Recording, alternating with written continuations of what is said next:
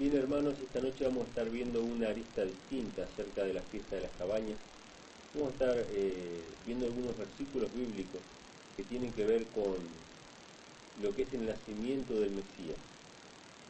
Y vamos a presentar en esta noche algo que ya hemos presentado anteriormente, de hecho lo mencioné yo el programa pasado, pero por cuestión de tiempo no podía ser desarrollado en el programa anterior, que tiene que ver con la fiesta de las cabañas como el cumplimiento de la venida del Mesías.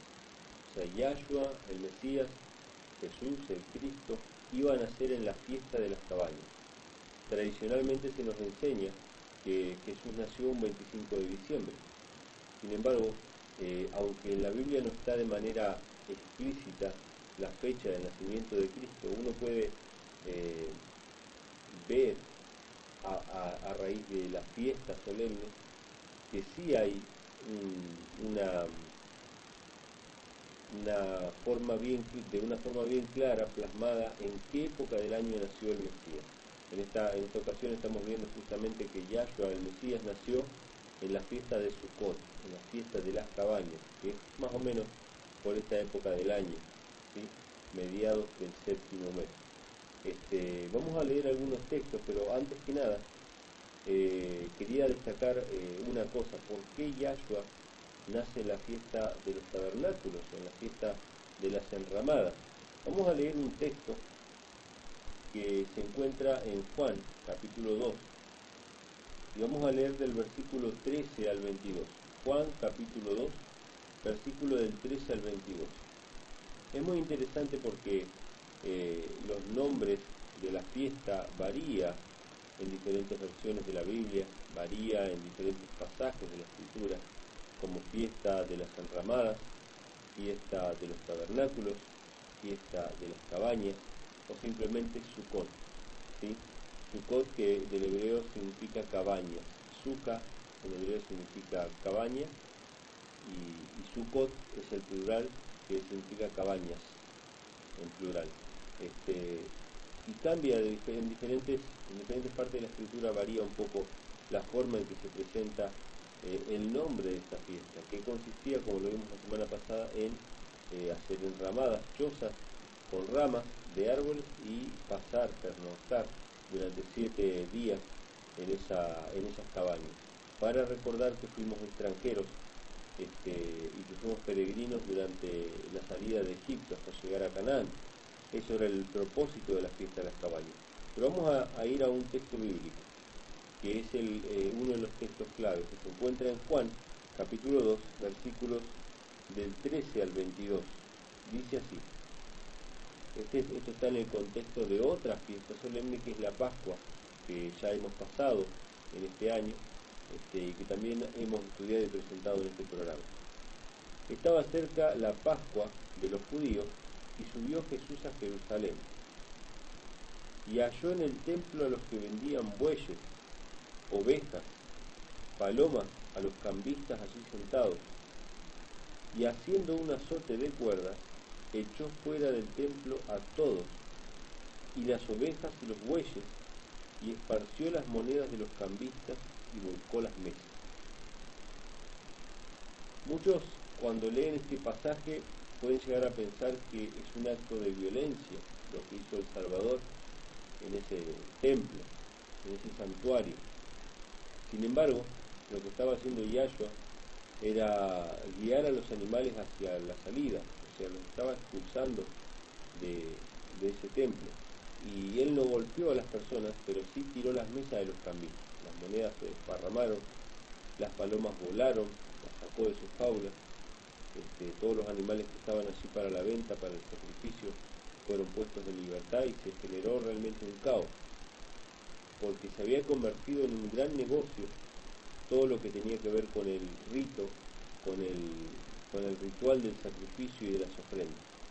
De hecho, no era lo mismo el ciclo del santuario que el ciclo común, por lo tanto había que cambiar, había que usar las monedas oficiales del santuario. Entonces era todo un negocio, y había un montón de gente que vivía justamente de algo que estaba tan ligado a la fe que no debía ser de esa manera.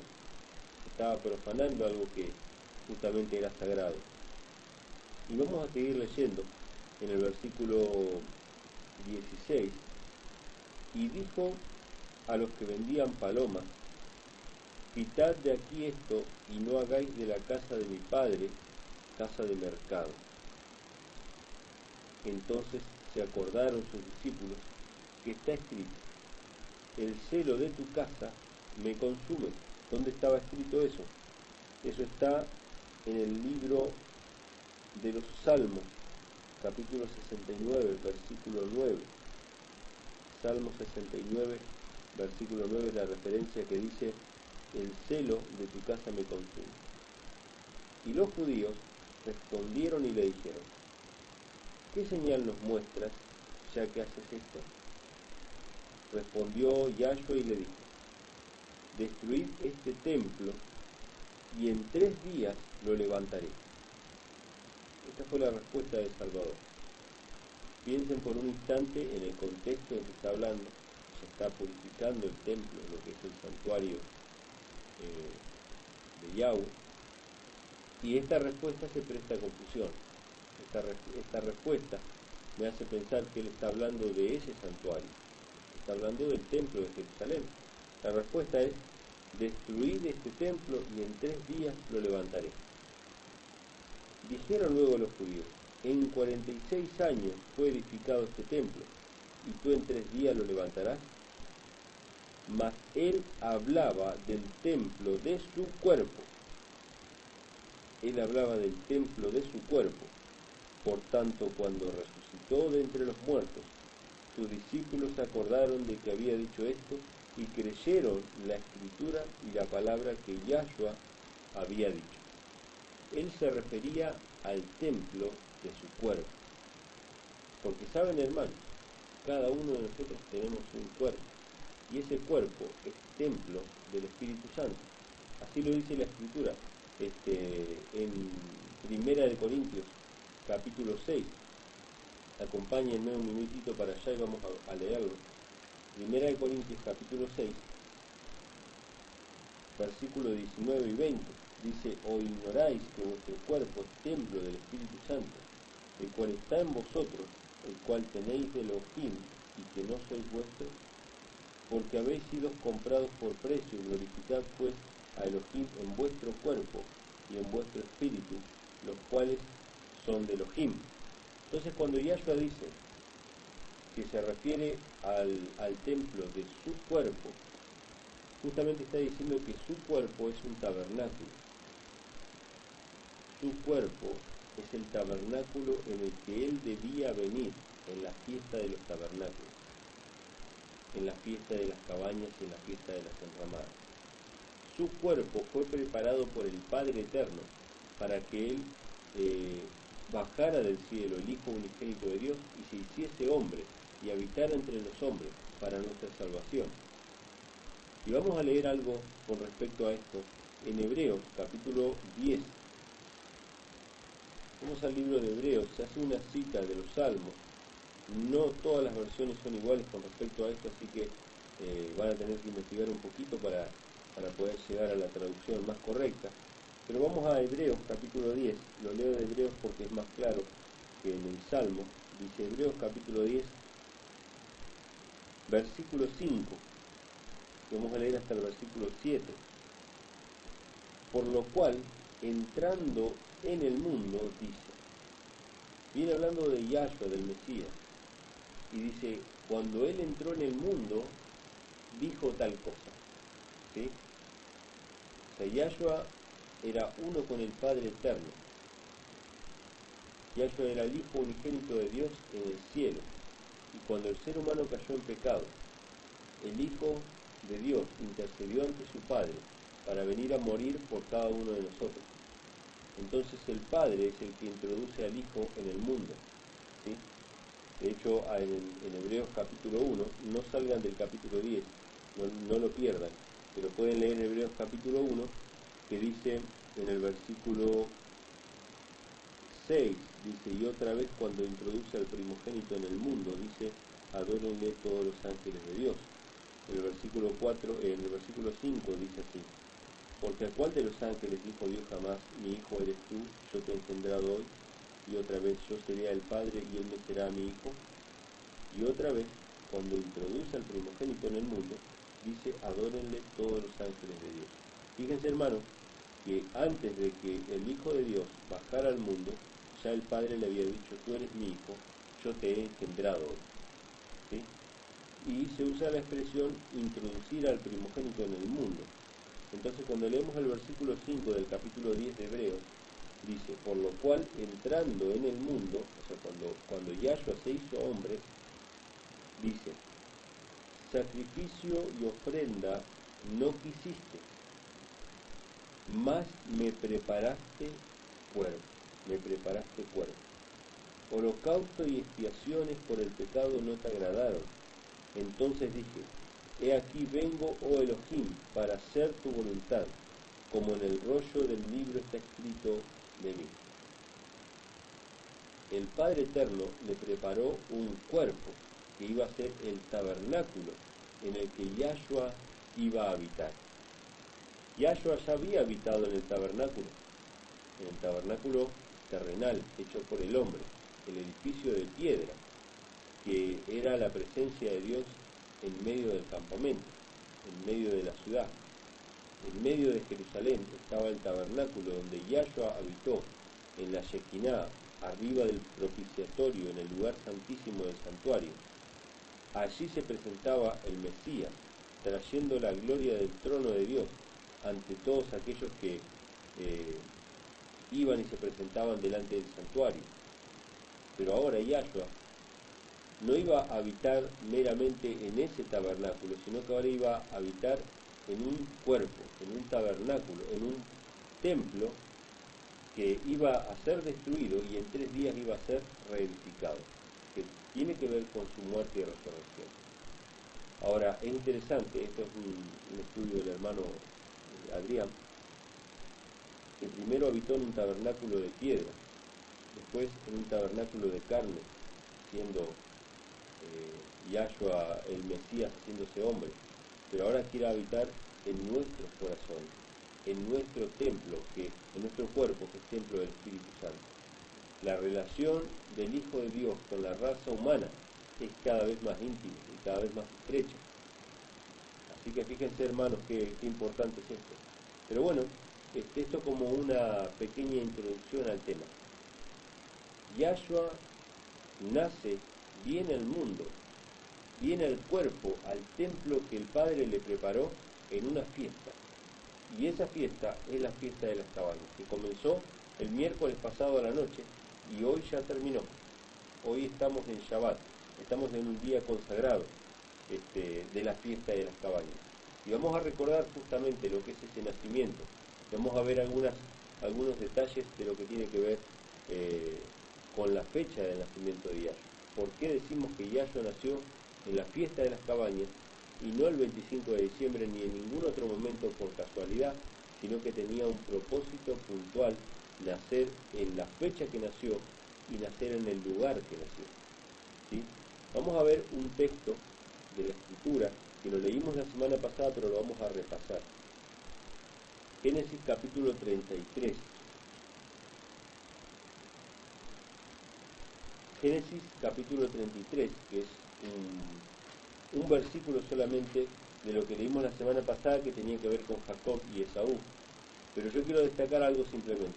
Versículo 17 dice así, de Génesis 33.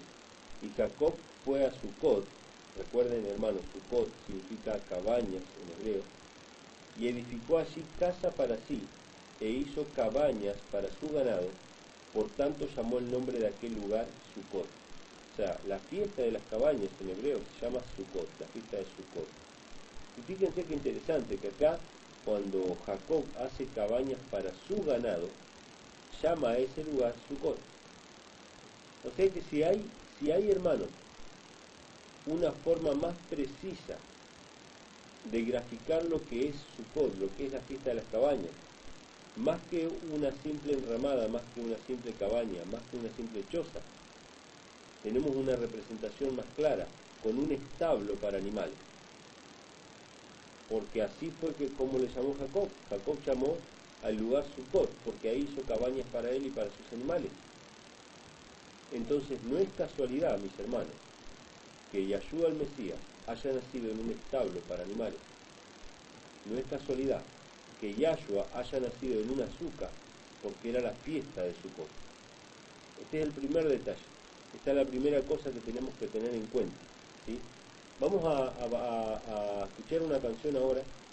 Vamos a tomarnos un pequeño descanso y después de eso sí busque un lápiz y un papel, porque vamos a anotar algunos detalles cronológicos y vamos a sacar algunas cuentas para ver si podemos llegar a la fecha de la fiesta de las cabañas, hurgando, escarbando un poquitito por allí por la escritura, buscando la punta del ovillo para llegar a la fecha del nacimiento. Seguimos entonces con el tema relacionado con la fiesta de las cabañas. Hemos leído recién un versículo clave que es el de Génesis capítulo 33, donde habla que Jacob construyó las cabañas para sus animales.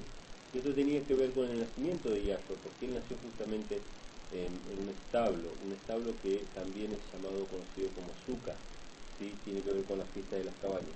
Pero vamos ahora sí al detalle cronológico. Vamos a tratar de ver, de descifrar en qué época del año nació Yahshua, si la escritura es que nos ha dejado luz con respecto a él. Muchas veces se ha dicho, bueno, la escritura no dice la fecha, pero a veces nosotros no vemos las cosas porque no las buscamos. A veces no está tan en la superficie. La escritura tiene muchas cosas que son como tesoros que hay que buscarlos y escarbarlos para poder llegar hasta ellos. Así que este es uno de los detalles. Muchos dicen, no, la fecha del nacimiento de Cristo no se sabe. En realidad sí se sabe y está en la escritura y está bastante claro. Vamos a leer algunos pasajes de la escritura y después vamos a tratar de hilar un poco esta cuestión. Vamos primero a Lucas capítulo 1. Lucas capítulo 1, versículo 5 al 8. Lucas capítulo 1, versículos del 5 al 8, dice así: Hubo en los días de Herodes, rey de Judea, un sacerdote llamado Zacarías, de la clase de Abías. Su mujer era de las hijas de Aarón y se llamaba Elizabeth. ¿Por qué leemos estos pasajes, hermanos? ¿Quién era Zacarías? Bueno, Zacarías era un levita, es decir, era de la tribu de Leví, un sacerdote. Y Zacarías era el padre de Juan el Bautista. ¿Qué tiene que ver esto con el nacimiento de Yahshua? Bueno, tiene todo que ver, porque aunque la Biblia no nos deja fechas puntuales, sí nos da algunas puntas del ovillo para que nosotros estiremos. Por ejemplo, nos da la diferencia de edad que tienen Juan el Bautista y Yahshua, su primo, ¿sí? Entre el nacimiento de Juan y el nacimiento de Cristo hay 6 meses de diferencia. Eso está escrito aquí. Vamos a leer ahora. O sea, Juan el Bautista nace 6 meses antes que Cristo.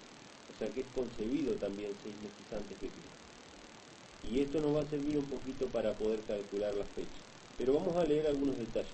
El primer detalle que tenemos que tener en cuenta, que Zacarías, de la clase de Abías, entró al santuario para ministrar en el santuario, porque era su turno, era su clase, la clase de Abías.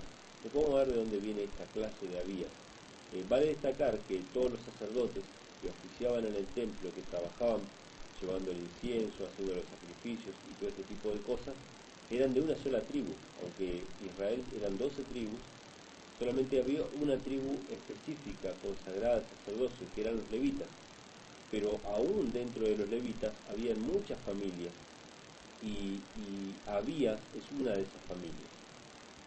Vamos a ver cómo fue que en la época de los reyes de Israel se dividieron entre todas estas familias turnos para servir en el santuario. Esto es muy importante porque esta va a ser la base de nuestro cálculo que hagamos de ahora en más. Leímos el versículo 5, dice que Zacarías era de la familia o de la clase de Abías. Aunque era un levita, pertenecía a una familia específica que en una época específica del año entraba al santuario. Y dice, ambos eran justos, versículo 6, delante de Elohim, y andaban irreprensibles en todos los mandamientos y ordenanzas del Señor. Pero no tenían hijos porque Elizabeth era estéril y ambos eran ya de edad avanzada. Versículo 8. Aconteció que ejerciendo Zacarías el sacerdocio delante de Elohim, según el orden de su clase, conforme a la costumbre del sacerdocio, le tocó en suerte ofrecer el incienso entrando en el santuario del Señor. O sea, conforme a la orden de su clase, él entró al santuario para ofrecer el incienso en el servicio sagrado. Y dice que el pueblo estaba afuera, orando por Zacarías, orando por los pecados del pueblo también. En el versículo 11 dice así: y se le apareció un ángel del Señor, puesto en pie a la derecha del altar del incienso, y se turbó Zacarías al verle, y le sobrecogió temor. Pero el ángel le dijo: Zacarías, no temas, porque tu oración ha sido oída, y tu mujer Elizabeth te dará a luz un hijo, y llamarás su nombre Juan, y tendrás gozo y alegría, y muchos se regocijarán de su nacimiento, porque será grande delante de Elohim.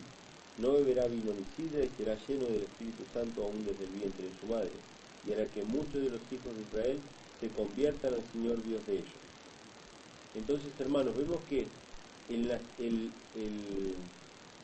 la concepción, ¿sí?, el nacimiento, no el nacimiento, sino la concepción justamente de Juan el Bautista fue cuando Zacarías entró al santuario, cuando Zacarías entró a dar su servicio según el orden de su clase, que él era de la clase de Abías. Esto es importante porque ahora vamos a ver cuándo es concebido Yahshua en el vientre de María, cuando es engendrado. Vamos a ver, en el versículo 26 del mismo capítulo, leemos lo siguiente: al sexto mes, el ángel Gabriel fue enviado por Elohim a una ciudad de Galilea llamada Nazaret, a una virgen desposada con un varón que se llamaba José, de la casa de David, y el nombre de la virgen era María. Y entrando el ángel en donde ella estaba, dijo: salve, muy favorecida, el Señor es contigo, bendita tú entre las mujeres. Mas ella, cuando le vio, se turbó por sus palabras y pensaba qué salutación sería esta. Entonces el ángel le dijo: María, no temas, porque has hallado gracia delante de Elohim. Y escuchen esto, hermanos: y ahora concebirás en tu vientre, y darás a luz un hijo, y llamarás su nombre Yahshua. Jesús aparece en la escritura. O sea, en el mismo día, después de cumplidos 6 meses del embarazo de Elizabeth, ahora María estaba embarazada. Esto es importante para el cálculo. 6 meses exactamente después que Elizabeth quedó embarazada. Y Elizabeth quedó embarazada cuando su esposo estaba en el santuario cumpliendo el orden de su clase, que era Abías. Recuerden este nombre. Dice: este será grande, el ángel le dice a María, y será llamado Hijo del Altísimo, y el Señor Dios le dará el trono de David su padre, y reinará sobre la casa de Jacob para siempre, y su reino no tendrá fin. Entonces María dijo al ángel: ¿cómo será esto? Pues no conozco varón. Respondiendo el ángel le dijo: el Espíritu Santo vendrá sobre ti, y el poder del Altísimo te cubrirá con su sombra. Escuchen esto, hermanos: el poder del Altísimo te cubrirá con su sombra, por lo cual también el santo ser que nacerá será llamado Hijo de Elohim. Y he aquí tu parienta Elizabeth, ella también ha concebido hijo en su vejez, y este es el 6º mes para ella, la que llamaban estéril. Una cosita, hermanos, que destaca, cuando dice: el Espíritu Santo vendrá sobre ti, y el poder del Altísimo te cubrirá. La misma cosa, el Espíritu Santo es el poder del Altísimo. ¿Sí? Y dice que ella, Elizabeth, tenía 6 meses de embarazo, cuando María quedó embarazada. Esto es muy importante, hermanos.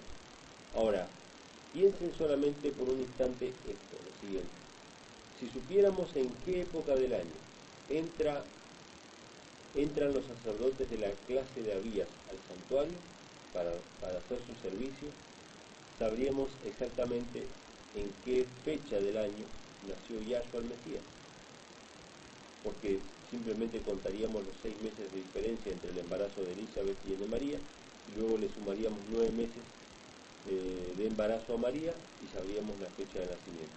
¿Cómo podemos saber eso? Vamos a Primera de Crónicas, capítulo 24. Allí se encuentra justamente el orden de los sacerdotes, cómo se distribuyeron a lo largo de todo el año. Vamos a Primera de Crónicas, capítulo 24, versículos del 7 al 20. No vamos a leer todo, pero para que usted tenga la referencia, Primera de Crónicas, capítulo 24, versículos del 7 al 20. Esos son los textos que hablan acerca justamente de la distribución de los sacerdotes. En este capítulo se presenta justamente cómo fueron repartidas los turnos para servir en el santuario. Cada familia de los levitas tenía un nombre, como por así decirlo, un apellido específico con el cual se identificaban, y justamente todos estos apellidos o todas estas casas, estas familias, fueron repartidas para servir en el santuario. Si leemos en el versículo 6 en adelante, dice así, Primera de Crónicas, capítulo 24, versículo 6, dice: y el escriba Semaías, hijo de Natanael, de los levitas, escribió sus nombres en presencia del rey y de los príncipes y delante de Sadoc, el sacerdote, de Ahimelech, hijo de Abiatar, y de los jefes de las casas paternas de los sacerdotes y levitas, designados por suerte, una casa paterna para Eleazar y otra para Itamar. La primera suerte tocó a Joiarib, la segunda a Jedaía, la tercera a Aharim, la cuarta a Seorim, la quinta a Malquías, la sexta a Mijamín, la séptima a Cos, la octava a Abías. Y aquí llegamos, hermanos, al nombre que nos interesa. Zacarías entró al santuario en el turno de Abías, y aquí aparece Abías como la octava, el octavo turno, el octavo orden de la clase, ¿sí? Entonces vemos acá Abías en el puesto número 8, ¿sí? Y nosotros, si seguimos avanzando, vamos a ver que son muchos más, no lo voy a leer a todos, pero podemos leer en el versículo 17, perdón, el versículo 18, ya al final de la lista, y dice así: la 23ª a Delaía, la 24ª a Mesaía. Estos fueron distribuidos para su ministerio, para que entrasen en la casa de Yahweh, según les fue ordenado por Aarón su padre, de la manera que le había mandado Yahweh Elohim de Israel. Ahora, vemos, hermanos, que los últimos son 23ª y 24ª, o sea, son 24 casas, 24 casas paternas, 24 apellidos, 24 turnos para servir en el santuario durante todo un año.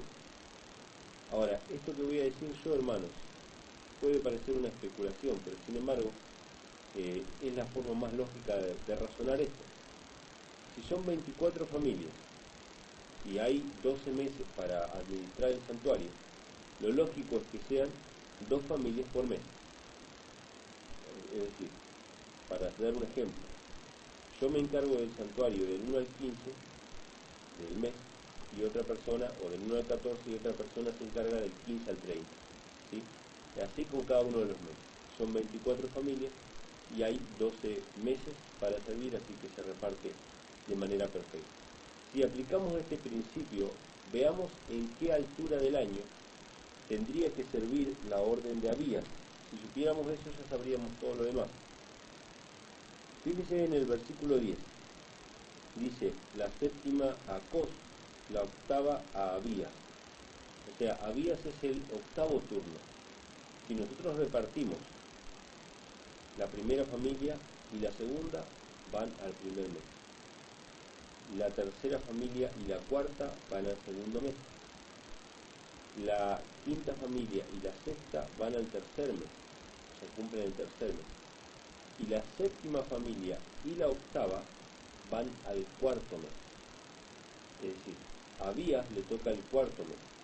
Y encima tenemos el detalle de que él es el octavo, o sea que va a cumplir desde el día 15 al 30 del cuarto mes. O sea que ya tenemos acá la fecha en que entró Zacarías al santuario servil, el día 15 del cuarto mes. Anote eso, hermano. Zacarías, según Lucas capítulo 1, entró al santuario a dar su servicio el día 15 del cuarto mes. Esto nos da la fecha del embarazo de Elizabeth. Elizabeth se embarazó de manera milagrosa el día 15 del cuarto mes. Ahora tenemos algunos numeritos más que sumar. Tenemos 6 meses de diferencia entre la concepción de María y la concepción de Elizabeth. O sea que yo tengo que sumarle 6 meses más al embarazo de Elizabeth. Si yo le sumo 6 meses más, llego al mes 10, al día 15 del mes 10. ¿Sí? Día 15 del mes 10. Elizabeth se embarazó el día 15 del mes cuarto, según lo que leímos recién. María se embarazó el día 15 del mes 10. ¿Y cuándo nació Yahshua entonces? Tenemos que sumarle 9 meses. El año tiene 12 meses. Así que si le sumamos 9 meses más, vamos a llegar al día 15 del séptimo mes. Del séptimo mes del año siguiente, ¿verdad? Se completa el año con 2 meses, nos quedan 7 meses más, y llegamos al día 15 del séptimo mes. Si sacamos la cuenta, hermanos, correctamente, nos va a dar que Yahshua el Mesías nació el día 15 del séptimo mes. Y vamos a leer en Levítico capítulo 23, texto que no hemos leído hoy, pero sí lo leímos la semana pasada, pero para alguno que no lo haya compartido la semana pasada, lo vamos a repetir.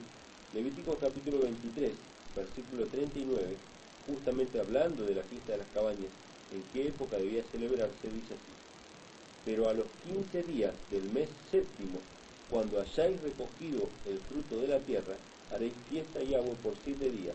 El primer día será de reposo, y el octavo día será también día de reposo. Hermanos, Yahshua nació el día 15 del séptimo mes, en la fiesta de las cabañas, para habitar en el tabernáculo, en el templo que Dios le preparó, en el cuerpo que Dios le preparó. Y nació en un pesebre, nació en un establo, en una azúcar, no por casualidad, sino porque era la fiesta de las cabañas.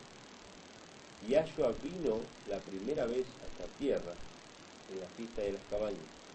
Y adivinen qué, hermanos, Yahshua va a volver la segunda vez a esta tierra en la fiesta de las cabañas.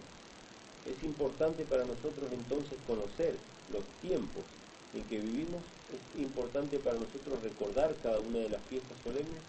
Hermanos, toda la escritura, toda la vida del Mesías, su vida, obra, muerte, resurrección, su prédica, completamente, absolutamente, está hilado por un calendario, por una agenda, por un reloj que marca constantemente los acontecimientos, y ese reloj, esa agenda, ese calendario son las fiestas solemnes. El Evangelio no puede desligarse de las fiestas. El nacimiento del Mesías es la fiesta de Sukkot, la fiesta de las cabañas.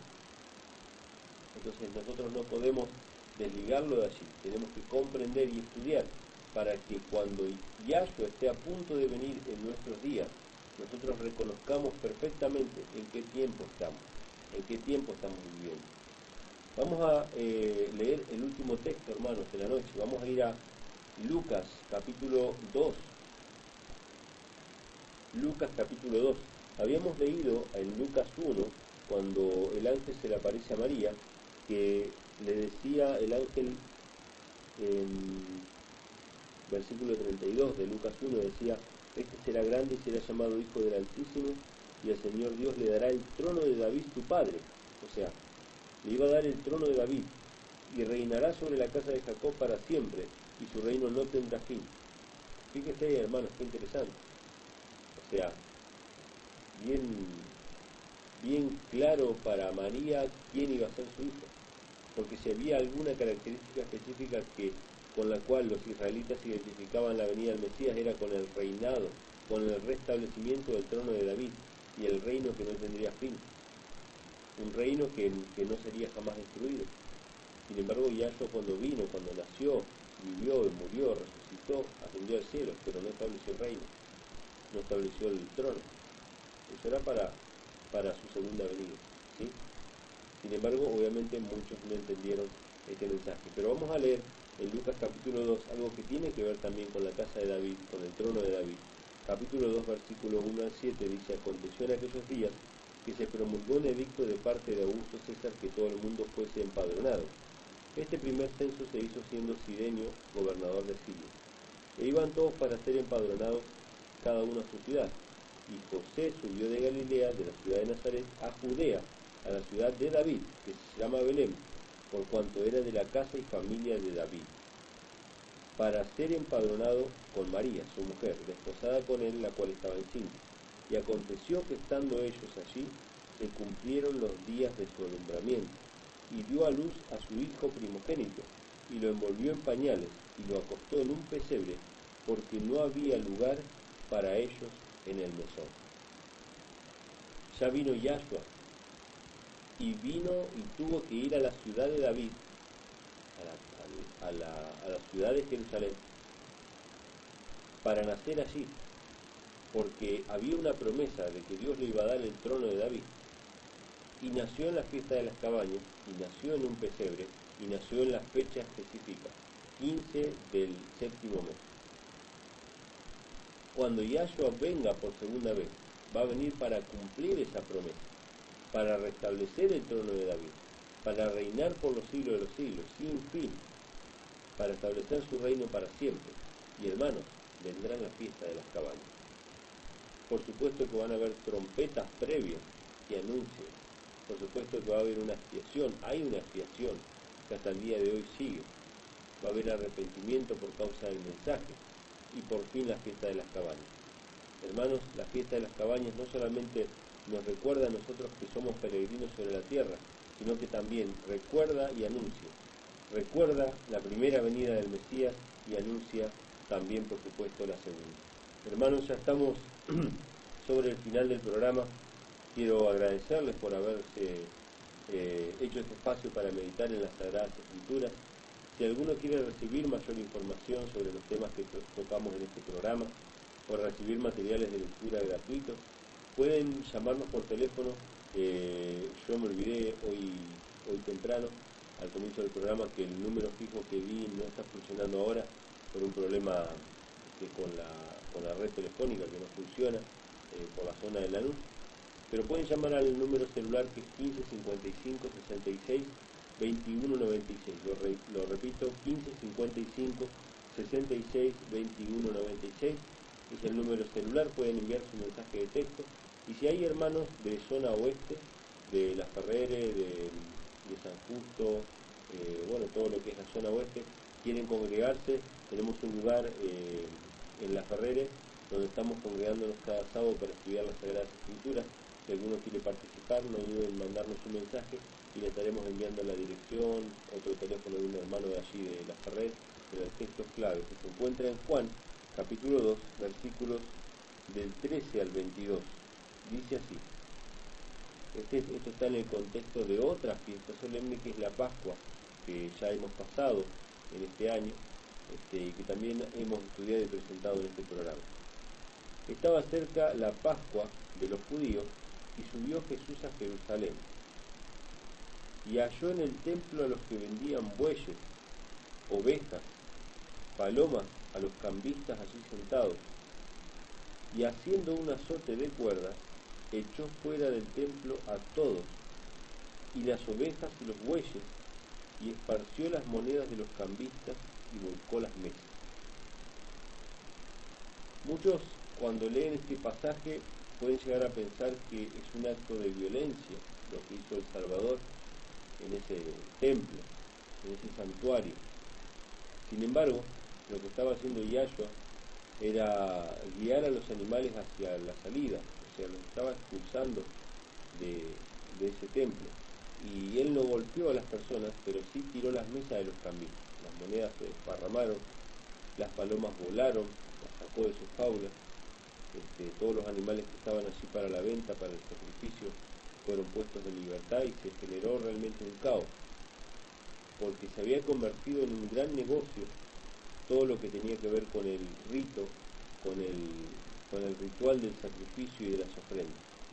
De hecho, no era lo mismo el ciclo del santuario que el ciclo común, por lo tanto había que cambiar, había que usar las monedas oficiales del santuario. Entonces era todo un negocio y había un montón de gente que vivía justamente de algo que estaba tan ligado a la fe que no debía ser de esa manera. estaba profanando algo que justamente era sagrado. Y vamos a seguir leyendo en el versículo 16, y dijo a los que vendían palomas: quitad de aquí esto y no hagáis de la casa de mi padre casa de mercado. Entonces se acordaron sus discípulos que está escrito: el celo de tu casa me consume. ¿Dónde estaba escrito eso? Eso está en el libro de los Salmos, capítulo 69, versículo 9. Salmo 69, versículo 9, la referencia que dice: el celo de tu casa me consume. Y los judíos respondieron y le dijeron: ¿qué señal nos muestras, ya que haces esto? Respondió Yahshua y le dijo: destruid este templo y en 3 días lo levantaré. Quería destacar una cosa: ¿por qué Yahshua nace en la fiesta de los tabernáculos, en la fiesta de las enramadas? Vamos a leer un texto que se encuentra en Juan, capítulo 2, y vamos a leer del versículo 13 al 22. Juan, capítulo 2, versículo del 13 al 22. Es muy interesante porque los nombres de la fiesta varía en diferentes versiones de la Biblia, varía en diferentes pasajes de la Escritura, como fiesta de las enramadas, fiesta de los tabernáculos, fiesta de las cabañas, o simplemente Sukkot, ¿sí? Sukkot, que del hebreo significa cabañas. Sukkah en hebreo significa cabaña, y Sukkot es el plural, que significa cabañas en plural. Y cambia en diferentes partes de la escritura, varía un poco la forma en que se presenta el nombre de esta fiesta, que consistía, como lo vimos la semana pasada, en hacer enramadas, chozas con ramas de árboles y pasar, pernoctar durante 7 días en esas cabañas, para recordar que fuimos extranjeros y que fuimos peregrinos durante la salida de Egipto hasta llegar a Canaán.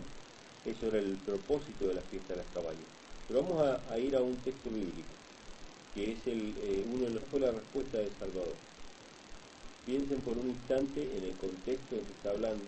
Se está purificando el templo, lo que es el santuario de Yahweh, y esta respuesta se presta a confusión. Esta respuesta me hace pensar que él está hablando de ese santuario, está hablando del templo de Jerusalén. La respuesta es: destruid este templo y en 3 días lo levantaré. Dijeron luego los judíos: en 46 años fue edificado este templo, y tú en 3 días lo levantarás. Mas él hablaba del templo de su cuerpo. Él hablaba del templo de su cuerpo. Por tanto, cuando resucitó de entre los muertos, sus discípulos se acordaron de que había dicho esto y creyeron la escritura y la palabra que Yahshua había dicho. Él se refería al templo de su cuerpo. Porque saben, hermanos, cada uno de nosotros tenemos un cuerpo, y ese cuerpo es templo del Espíritu Santo.